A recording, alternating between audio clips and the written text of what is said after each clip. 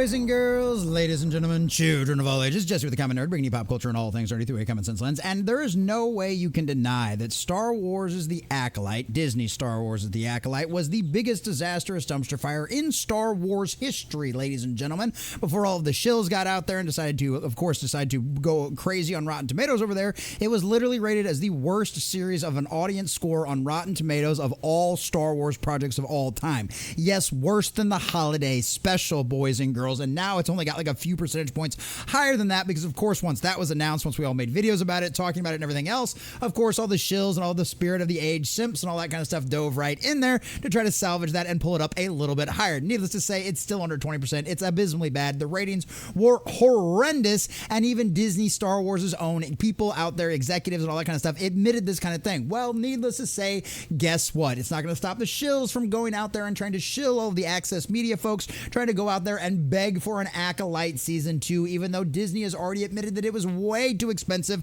and the numbers simply did not tout that. Well, of course, that's not going to stop the shills from doing all of their shill stuff when our dear sweet Parrot Analytics decides to go out there and go, well, there's so many people talking about it right now. Of course, there's a high demand for a Season 2. Disney's foolish to not do that. Well, we all know what Parrot Analytics is about. If you've never heard of them before, we'll get into all the juicy details of exactly how they do all of their kind of stuff out there. But essentially, if it's mentioned online, right, if there's a hashtag or if there's a story or a video about it or something like that, Parrot Analytics goes, oh, a bunch of people must be interested in it. Not the fact that maybe we're roasting it. We were roasting it for months on end. Maybe the fact that, oh, I don't know, they might be comparing it to the new Daredevil Born Again kind of stuff. No. They tout that as some kind of great thing, showing, yay, people are interested and they're talking about it. Yeah, Parrot Analytics has also said the exact same kind of things about like some of the Sony Spider-Verse movies out there as well, and well, we saw what happened, how well that worked out at the box office. Needless to say, the Acolyte is probably DOA, but it's not going to stop the shills and all of the acolytes of the cult out there doing their cult-like stuff. So we're going to check out this article from Fandom Pulse, getting all of the juicy details of exactly what all of those wonderful shills are doing, and of course, once again, pulling down and showing that the Emperor has no clothes because no one trusts any of these people out there. Nobody believes it anymore, and they've completely and totally tuned them out. But before we do, if you do enjoy our content, hit that like button, share with all your friends, and subscribe or follow if you have not already, boys and girls, because we are grinding, we are growing. We just crossed 1,600. We're inching our way closer and closer to 17, and I could not do that without every single one of you. Also, leave us a comment in the section down below letting know what you thought about this. Does it surprise you at all? The shill Access Media are trying to go out there and push for an Acolyte Season 2, trying to shame Disney into spending hundreds of millions of dollars more on something that was turned out to be a disastrous dumpster fire? Or did you actually enjoy the Acolyte Season 1 and you're one of those woke acolytes of the cult out there that really want to see a Season 2 of it? Let us know what you think about all that in the comment section down below. And if you'd like to support the channel, please check the links in the description as well. All right, from Fandom Pulse and our dear sweet John F. Trent. Multiple shill media outlets attempt to push narrative. The demand is strong for the Acolyte Season 2. If that demand was so strong, then why didn't they show up to watch Season 1? Methinks Parrot Analytics can't be trusted.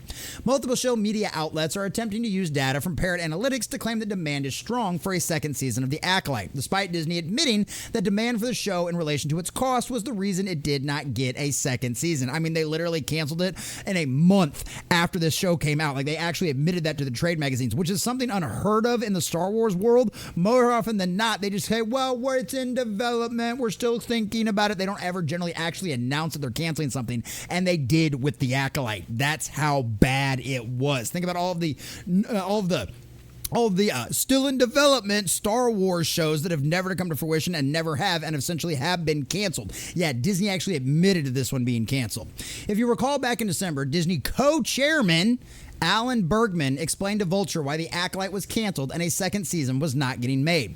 He said, so as it relates to The Acolyte, we were happy with our performance. But it wasn't what we needed. It was to be given the cost of the cost structure of that title, quite frankly, to go and make a season 2. So that's the reason why we didn't do that. I mean, there's some reports out there that this thing cost anywhere between $200 to $300 million to produce. And with ratings that were absolutely in the toilet, yeah, not so much. I believe, if I remember correctly, It was literally the least watched Disney Star Wars show of all time as well. Like, it was worse than Andor, which was the lowest watched before that. Yeah, you know, the most not Star Wars show of all Star Wars shows. Yeah.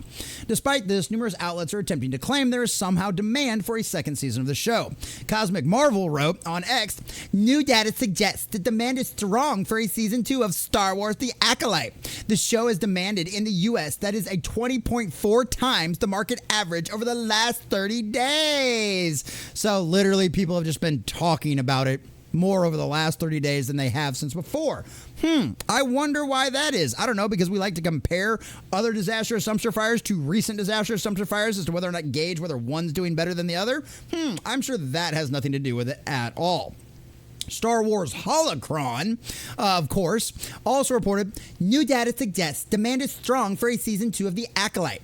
Parrot Analytics, who track the most in-demand shows by measuring interest, engagement, and viewership across all social media, streaming sites, and other sources, i.e. if it's mentioned on any of the social medias, X or Facebook, or if somebody on YouTube or one of the other places makes a video, any of that kind of stuff, those kind of things, boys and girls. So it doesn't mean it's good data, doesn't mean it's positive, right? Because I think at one point, even good old Morbin time, right? The Morbius movie was doing well on Parrot Analytics because everybody was roasting people and trolling people with the movie and all that kind of stuff. And that's the same Parrot Analytics that led Sony to re-release it in theaters, only to have the egg all over their face once again. You can't listen to Parrot Analytics. But hey, guess what? These shills will do anything they can to try to give them some kind of numbers that looks like their agenda-driven lines out there are actually true, when we know they're simply not. The Nielsen ratings show that. The Samba ratings show that. All of the ratings show that this show was an absolute disaster of a dumpster fire. This is a level held by only 2% of shows and outranks demand for every other Star Wars series besides The Mandalorian and Skeleton Crew. Oh, you mean Skeleton Crew, the show that also never charted a single time on the Nielsen ratings, despite, if anybody out there's got Disney Plus, the Nielsen ratings, you're automatically turned on to give all of your information to them? Yeah, not really a fair comparison now, is it? Screen Rant's Thomas Bacon penned an article on March 16th, headline, shocking new third-party data suggests Lucasfilm made a mistake canceling The Acolyte. Well, apparently their own CEOs don't. Barron cites the data from Parrot Analytics and writes, Parrot Analytics data suggests the decision to cancel may have been premature. According to Parrot, there's a long tail to demand for The Acolyte, and it still continues to perform for Disney+. Then why hasn't it ever charted ever on any of the rating systems for this kind of stuff, outside of what was it, literally, I think the very first episode, and then it literally came in at the bottom of the list? It's unclear how Parrot Analytics measures demand. On the company's website, it claims that the system captures how much attention, engagement, desire, and viewership is expressed by consumers for content and talent all around the world. So what are you, literally reading everybody's tweet and everybody posts out there? No. You're just looking for mentions. Our collection system captures billions of new data points each day across the entire consumer activity spectrum, including video consumption, streaming and downloads, social media engagement, hashtags, liking, and sharing, right? So all of those things could potentially be bad. I mean, Morbin time was trending at one point. And research actions, reading about shows, writing about movies, etc. So every time we make a video, whether positive or negative, that adds to their numbers. Our demand rank system ensures that the important demand signals are weighted out more heavily than others. Sure it is. E.g., watching or downloading a series or a movie. We use factors such as the level of effort required as a key arbitrator, enabling us to filter out the noise, which results in demand metric that is much more than a measure of buzz. The more time and consumer effort required, the more importance is attached to each signal. Okay, that's about as clear as mud now, isn't it, boys and girls? Literally, you cannot obscure the way you collect data and go, well, we weighed it in this certain way and yada, yada, yada. Like, it's literally like, we're just going to kind of make it up, and we're going to decide whether or not it's a good sign or a bad sign based on, well, our just personal preferences, basically. Unlike the Nielsen ratings, unlike even the Samba TV ratings, all of that kind of stuff out there, right? And here's a little bit of an example of that. Given the various data points, the demand metric pulls from X user, now it's known, speculates that the so-called demand for The Acolyte is being inflated because the show was being used as a comparison point to Disney Plus's most recent launch of Daredevil Born Again, which hasn't exactly been doing all that great of ratings. The recent Acolyte demand Parrot and Alex's Trackley. Are content creators comparing its viewership to Daredevil Born Again? I wonder why. Looks like a whole bunch of all of that kind of stuff right here, comparing it to all of those kind of things. Furthermore, if Bergman's own comments indicating the show was scrapped due to lack of demand in relation to the show's cost, Google Trends makes it abundantly clear that The Acolyte is completely flatlined following the show's release.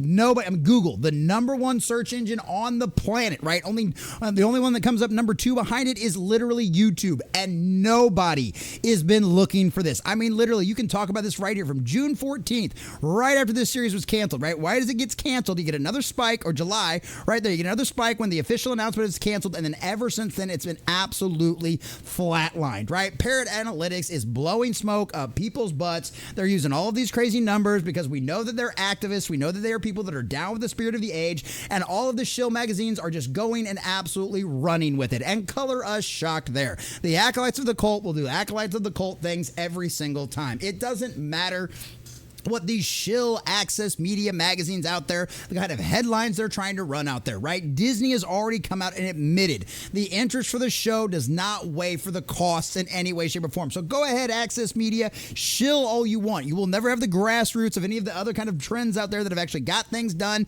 Hashtag sell Zack Snyder's Justice League to Netflix, or of course, release the Snyder Cut, release the Air Cut. You're never going to get that kind of stuff out there because nobody cares about this show. It was an absolute abomination. The power of one, the power of two, the power of many. I mean, literally lesbian space witches and all of this other kind of stuff out there. Color us shocked there that it did not go over very well with a general audience in any way, shape, or form. And not only that, now the idea for Anakin's birth being using the Force to do that, of course, now these lesbian witches came up with it first, completely and totally damaging and destroying the actual canon of Star Wars out there. So yes, The Acolyte Season 1 was an absolute abomination of a dumpster fire. There's no actual comparable numbers that you can track on there to show that in any way, other shape, or form.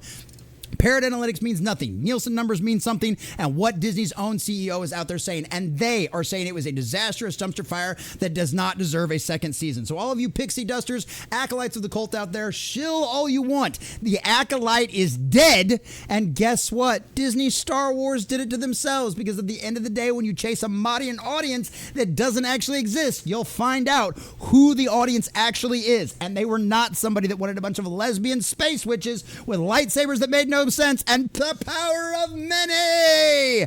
Guess what? The power of the many wasn't able to save the Acolyte, no matter how much these shills tried to push that. The Acolyte is dead, and guess what? Disney Star Wars did that. So keep on shilling. It ain't gonna get you nowhere.